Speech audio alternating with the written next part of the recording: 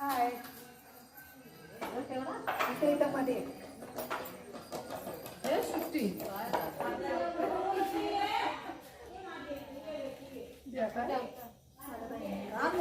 त्या जेवणाच्या नाही वापरले जेवणाच्या नाही वापरले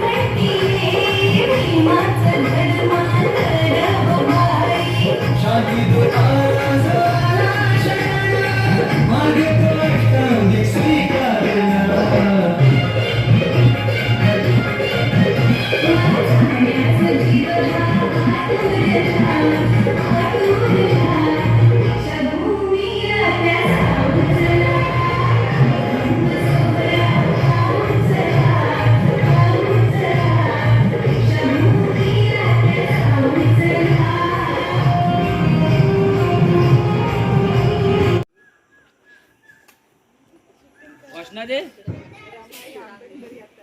तथागत गौतम बुद्धांचा जय असो तथागत गौतम बुद्धांचा जय असो चक्रवर्ती राजा सम्राट अशोकांचा जय असो चक्रवर्ती राजा सम्राट अशोकांचा जय असो डॉक्टर बाबासाहेब आंबेडकरांचा डॉक्टर बाबासाहेब आंबेडकरांचा त्याचप्रमाणे तथागत गौतम बुद्धांच्या प्रतिमेला पुष्प अर्पण करतील आमच्या संघटनेचे सभासद सखाराम काळू कदम व प्रभाकर अनंत पवार.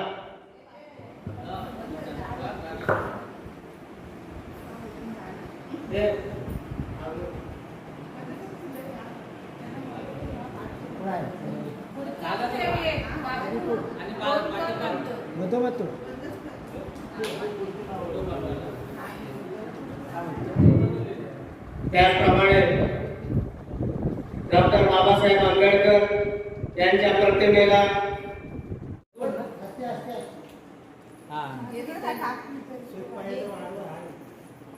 इकडून जा इकडून बांध त्याला बांधा ते ते हा हा बरोबर हा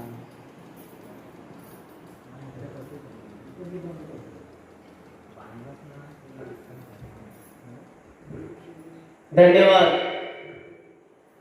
दीप प्रज्वलनासाठी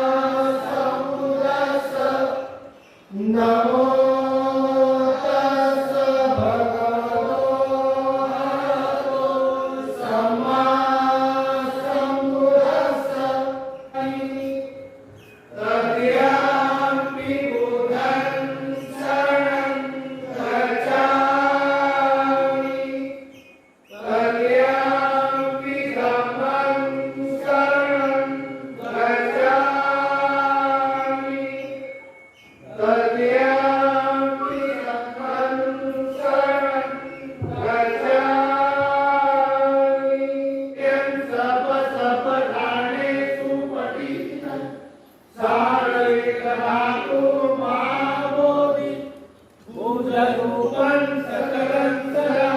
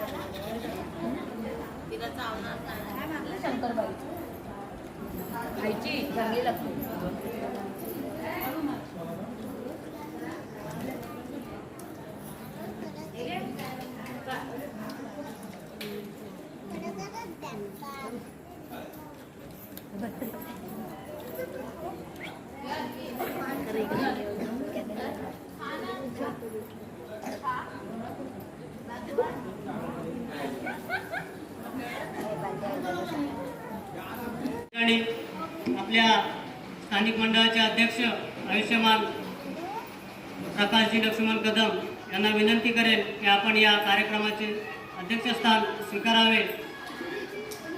एवढे बोलून मी ते 2 शब्द थांबवतो. जय भीम.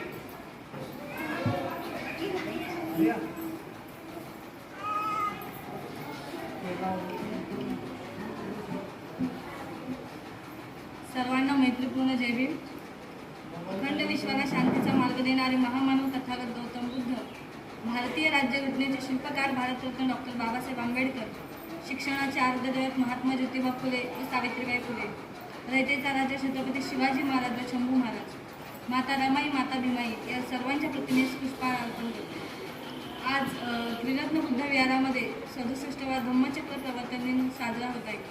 तर या संपूर्ण कार्यक्रमासाठी आपल्या स्थानिक संघटनेचे अध्यक्ष आणि प्रकाशजी कदम यांची निवड केली आहे. तर त्यांना या संपूर्ण सभागृहातर्फे तसेच आपल्या संघटनेतर्फे अनुमोदन देत आहे. धन्यवाद.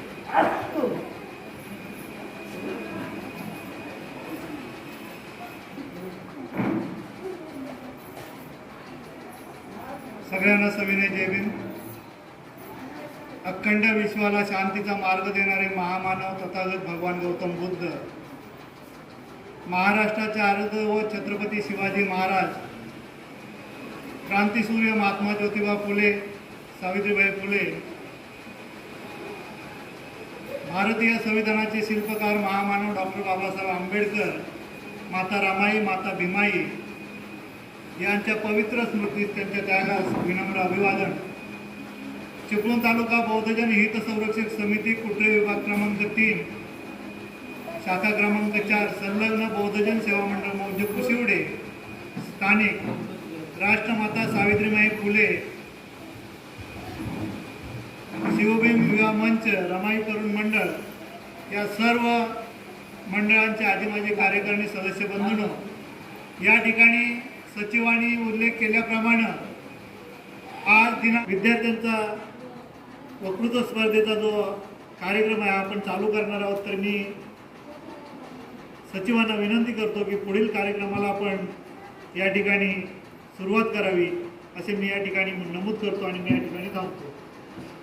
कदम अध्यक्षांच्या निवेदनातून आपल्याला आणि देखील सुस्पष्टपणे असं त्यांनी नमूद केलेलं आहे. त्याची पूर्वतयारी म्हणून आज आपण या ठिकाणी शालेय मुलांची वक्तृत्व स्पर्धा या ठिकाणी आयोजित करण्यात आलेली आहे. तर आपण कार्यक्रमाला थोड्याच वेळात सुरुवात करत आहोत. तर तुम्ही शांततेने ऐकाल अशी आशा बाळगते आणि माझ्या छोट्या भाषणाला सुरुवात करते. सम्राट अशोक हे जगातील सर्वात महान सम्राट होते. सम्राट अशोकांना भारतीय व इतिहासात सर्वात महान व शक्तिशाली सम्राट म्हणून स्थान दिले आहे. औचित्य साधत 1956 साली विजयादशमीच्या मुहूर्तावर 14 ऑक्टोबर 1956 या तारखेला नागपूरमध्ये दीक्षाभूमीवर सुमारे 5 लाख अनुयायी सोबत डॉक्टर बाबासाहेब आंबेडकरांनी बौद्ध धर्म स्वीकारला. म्हणून नागपूरची धम्मभूमी दीक्षाभूमी म्हणून ओळखली जाऊ लागली. भारतात धम्मचक्र प्रवर्तन दिन हा साजरा केला जाणारा महत्त्वाचा उत्सव आहे. महाराष्ट्रासह देशभरातील लाखो अनुयायी या दिवशी नागपूरला येतात. डॉक्टर बाबासाहेब आंबेडकर यांनी 14 ऑक्टोबर 1956 रोजी दीक्षाभूमी नागपूर इथे आपल्या अनुयायांसोबत बौद्ध धर्मात प्रवेश केला. म्हणून हा दिवस धम्मचक्र प्रवर्तन दिन म्हणून साजरा केला जातो. या निमित्तानं आपण धम्मचक्र प्रवर्तन दिनाचा इतिहास जाणून घेऊया. काय आहे इतिहास? बौद्ध धर्मीयांसाठी 14 ऑक्टोबर हा दिवस खास आहे, कारण हा दिवस अनेकांना बौद्ध धर्मांतरण सोहळ्याची आठवण करून देणारा आहे. अशोक प्रवर्तन दिन किंवा धम्मचक्र अनुप्रवर्तन दिन हा भारतात साजरा केला जाणारा प्रमुख सण आहे. हा उत्सव दरवर्षी अशोक विजयादशमी किंवा 14 ऑक्टोबर रोजी दीक्षाभूमी नागपूर येथे तसेच स्थानिक स्थळावर साजरा केला जातो. महाराष्ट्रासह देशाच्या विविध ठिकाणी लक्षावधी बौद्ध अनुयायी धम्मचक्र प्रवर्तन दिनी नागपूरला येतात. धम्मचक्र प्रवर्तन दिनाच्या निमित्ताने दीक्षाभूमीवर दरवर्षी हजारो लोक धर्मांतर करून बौद्ध बनतात. या उत्सवाची पार्श्वभूमी म्हणजे एक धर्मांतर सोहळा आहे. इसवी सन पूर्व 3ऱ्या शतकात सम्राट अशोकांनी बौद्ध धर्माची दीक्षा घेतली. तो दिवस बौद्ध इतिहासात अशोक विजयादशमी म्हणून साजरा केला जातो. सम्राट अशोकांनी केलेली ही मोठी धम्मक्रांती होती. त्यामुळे डॉक्टर बाबासाहेब आंबेडकर अशोक विजयाच्या दिवशी धर्मांतर सोहळा करण्याचे ठरवले आणि 14 ऑक्टोबर इसवी सन 1956 रोजी नागपूरमध्ये आपल्या 5 लाख अनुयायांसोबत बौद्ध धर्म स्वीकारला. गौतम बुद्धांनी गृहत्याग केला. त्याच्या पुढची जी माहिती आहे ती मी तुम्हाला थोडक्यात सांगणार आहे.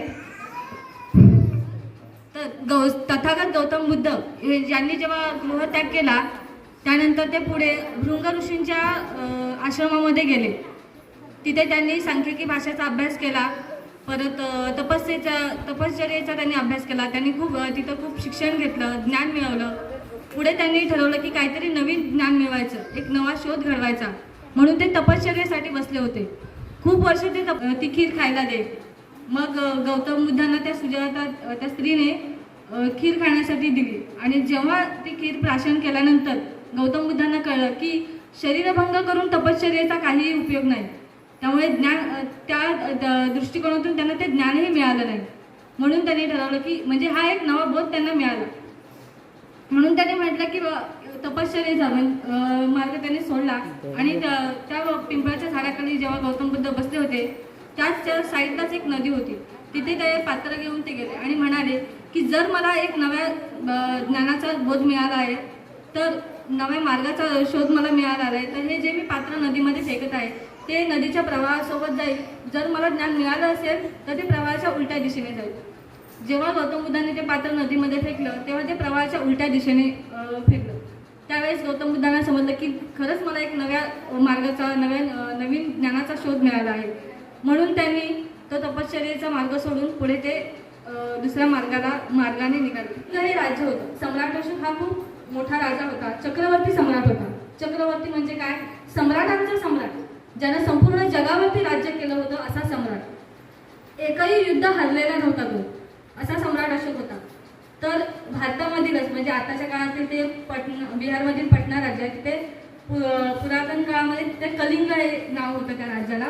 तर त्या कलिंग राज्यामध्ये जेव्हा सम्राट अशोकाने ते राज्य पाहिलं तेव्हा त्याला वाटलं की हे राज्य मी माझ्या राज्यात हे राज्य मला पाहिजे. म्हणून त्यांनी त्या राज्याशी म्हणजे कलिंग राजाच्या राज्याशी युद्ध केलं.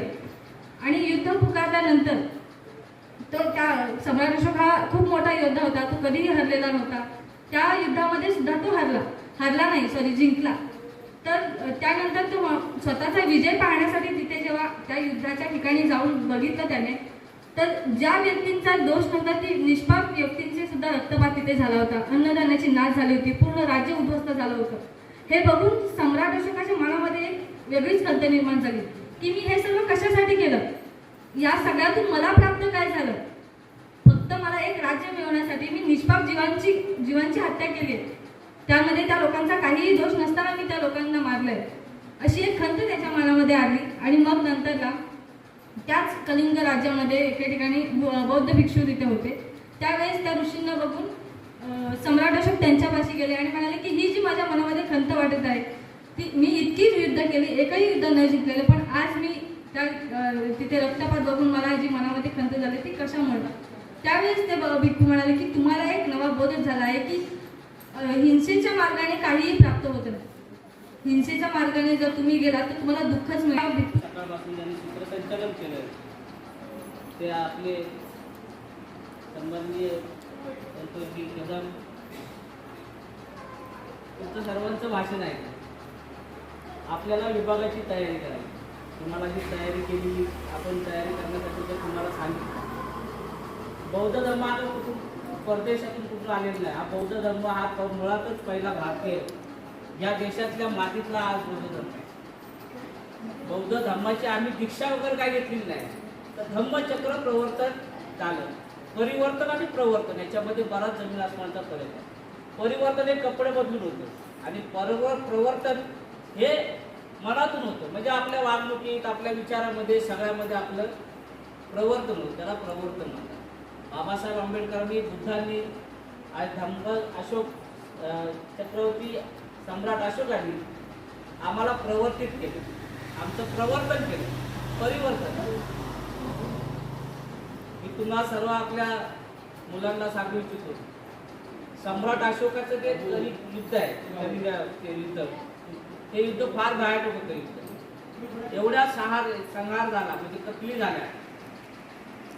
सम्राट अशोकाला जगविजेता व्हायचं. जसं सिकंदर राजा बाहेर पडला आणि त्याला जगविजेता व्हायचं होतं, पूर्ण जगाचा राजा व्हायचं होतं, तसा सम्राट अशोकाला व्हायचं होतं. पण सम्राट अशोकाने जेव्हा युद्ध जिंकलं आणि युद्ध जिंकल्यानंतर ज्या राजाबरोबर त्यांनी युद्ध केलं तो राजा बौद्ध होता. तुम्ही सगळ्यांनी नीट अभ्यास करायचा आणि हे पाठ घेऊन बोलायचं नाही. थोडं बोला पण एवढं व्यवस्थित मार्मिक बोला. धम्मचक्र प्रवर्तन दिनाचा जो सोहळा संपन्न होतो, या देशातला सर्व गौतम बुद्ध सुद्धा राजा झाला, छत्रपती शिवाजी महाराज राजे झाले, हे सर्व कुणबी आहे. तुम्ही आम्ही सर्व कुणबी, बौद्ध कुणबी आहोत. कुणबी म्हणजे कणबी, जो या जमिनीमध्ये शेती पिकवतो. हा पूर्ण भारत देश हा शेतीप्रधान देश आहे, शेतकऱ्यांचा देश आहे. इथं पण पूर्वी आपण टोळ्या टोळक्याने राहत होतो.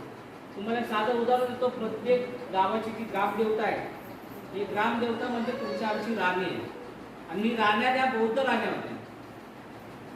जेव्हा हे आर्य आणि ब्राह्मणी सनातनी हल्ला झाला आपल्या देशावरती, त्यांनी पूर्ण बौद्ध धर्माचा नाश केला आणि त्या नाशातून गेली 5-5.5 वर्ष तुम्हा आम्हाला गुलाम बनवले गेले. आज जी 18 पकड जाती आपण म्हणतो, त्या 18 पकड जाती पाडल्या गेल्या, त्यांना गुलाम अवस्था तयार केली. त्या थोड्या छोट्या गोष्टीचा तुम्ही अभ्यास केला पाहिजे. आज आपण जे वक्ते इथं उपस्थित केले ते ॲडव्होकेट अशोक निकम, ते ओबीसी संघर्ष समन्वय समितीचे अध्यक्ष चिपळूण तालुक्याचे. एक वकील माणूस आहे, तो मागासवर्गीय आहे, इतर मागासवर्गीय जे ओबीसी आहेत. ओबीसी म्हणजे 3000 जाती आहेत, त्या 3000 जातीमध्ये तो एक गुरव समाजाचा माणूस आहे. आज बौद्ध धर्म इतर लोक स्वीकारायला लागले, बौद्ध धर्माचा अभ्यास इतर समाज करायला लागला, पण आम्ही त्यापासून दुर्लक्षित राहिलो. एक लिमिटमध्ये आपण वागवायला लागलो, एक मर्यादित आपण आपलं जीवन जगलो. बौद्ध धर्माच्या झोळीमध्ये आपल्याला बाबासाहेबांनी टाकलं आणि आम्हाला मुक्त केलं. आपण मुक्त झालो तर एवढं मुक्त झालो की आपल्याला भान सुद्धा राहिलं ना की आपण कसं वागायला पाहिजे. या भारतातील, या महाराष्ट्रातील जे बौद्ध आहेत, त्या बौद्धांचं फार मोठं जे आजचे जे भारतातून बौद्ध झालेले आहेत, त्या लोकांनी बौद्ध धर्माचे अक्षरशः बाटवला म्हणतात, तसा आम्ही सगळ्यांनी हा बौद्ध धर्म बाटवले. बौद्ध धर्म हा स्वच्छ धर्म आहे. सकाळी उठल्यापासून त्यामध्ये मी आलो, मी आज कोणत्यामध्ये काय मी काही नाही, पण प्रत्येकाने शिकलं पाहिजे. समोरच्याकडे द्वेषाने बघण्यापेक्षा त्याच्याकडे चांगले गुण काय, प्रत्येक माणसाकडे चांगले गुण असतात, ते चांगले गुण स्वीकार. त्याच्याकडे द्वेषाने बघण्यापेक्षा आपण एक चांगले गुण प्रत्येकाच्या चांगले गुण आपण स्वीकारले पाहिजे. तथागत गौतम बुद्ध हे कुठले ऋषीमुनी नाही. तुम्ही आपण प्रत्येक आता छोटे ग्रंथ वाचतो, त्या ग्रंथामध्ये ऋषी आले, त्यांनी थकीत केलं की आज कोणतरी अमुक होणार. ते जी संस्कृती किंवा त्यावेळेची पुस्तकं जे लिहिणारे होते ते त्या वृत्तीचे होते. प्रत्येक ठिकाणी बुद्धाला टिळा दिसतो, बुद्धाच्या कधी कपाळाला टिळा नसतो. हे टिळा ही सनातनी धर्माचं लक्षण. टिळा ज्याचा राहतो गुलाम अवस्थेत, त्या टिळाचं ते तुम्ही जसं अभ्यास करा तसं तुम्हाला कळेल की कसं या इथल्या लोकांना कशा पद्धतीने गुलाम केले गेले. आज तुम्ही आम्ही सगळ्या गुलाम अवस्थेतून आहे. तर धर्म आणि ब्रह्म याच्यामध्ये फरक आहे. आणि बुद्ध जगातला पहिला शास्त्रज्ञ. बुद्धाने मानवाच्या कल्याणासाठी लावलेला शोध आहे आणि त्याने त्या मानवाचं कल्याण व्हावं, माणूस कसा होऊ शकतो, त्याच्यामध्ये जो द्वेष आहे सगळ्यात मोठा, तो द्वेष आणि क्रोध या दोन गोष्टी एवढ्या भयानक आहेत. एखाद्याने चांगले कपडे घातले तरी आपल्यामध्ये जेवीस होते, एखादा चांगला बोलला तरी आपल्या जेवीस होते, एखाद्याची प्रगती झाली तरी आपली. म्हणून बुद्धाने काही गोष्टी असे टिपल्या आणि त्याच्यातून त्याने सरळ सोपा मार्ग दिला मानव जातीला आणि त्या मानवाला त्याच्या पद्धतीने प्रत्येकाने आपल्याला कल्याण केलं. बुद्धाचा प्रसार पूर्ण जगाचा, म्हणजे सम्राट अशोकाच्या माध्यमातून अनेक राजे होते, त्यांनी आपापल्या पद्धतीने पूर्ण जगामध्ये हा बौद्ध धर्म स्वीकारला आणि पूर्ण जग आज म्हणते की बुद्धाशिवाय पर्याय नाही. मग आम्ही कुठं आहोत? आमच्या गळ्यात दोरे दिसतात, आमच्या हातात दोरे दिसतात, लक्षण गुलामाकडे. स्वतःला एवढं स्ट्रॉंग बनवा की मी आहे माझ्या जीवनाचा शिल्पकार. तथागत गौतम बुद्धाने 2500 वर्षापूर्वी सांगितले अंत दीप भव, तूच आहे तुझ्या जीवनाचा शिल्पकार. काय गरज नाही दुसऱ्याची. आता त्या बुद्धाची तत्व काय जण चोरून स्वतःचं आपलं अस्तित्व निर्माण करण्यासाठी वेगवेगळ्या पद्धतीने बोललं जातं. बुद्धानेच आम्हाला घडवलं. बुद्धाने सांगितलं सूर्यप्रकाशाप्रमाणे का सूर्यासारखे राहा. दुसऱ्याचा प्रकाश तुमच्यावर पडता कामा नये. चंद्रासारखं नाही. चंद्राला कुठं देव मानतात? आपण सूर्यवंशी आहोत, आपण नागवंशी आहोत, आपण या इतके राजे आहोत. हा तर काळ त्याच्यावरती बोलायला गेलं भरपूर गोष्टी आहेत, तुम्ही पण अभ्यास केला पाहिजे.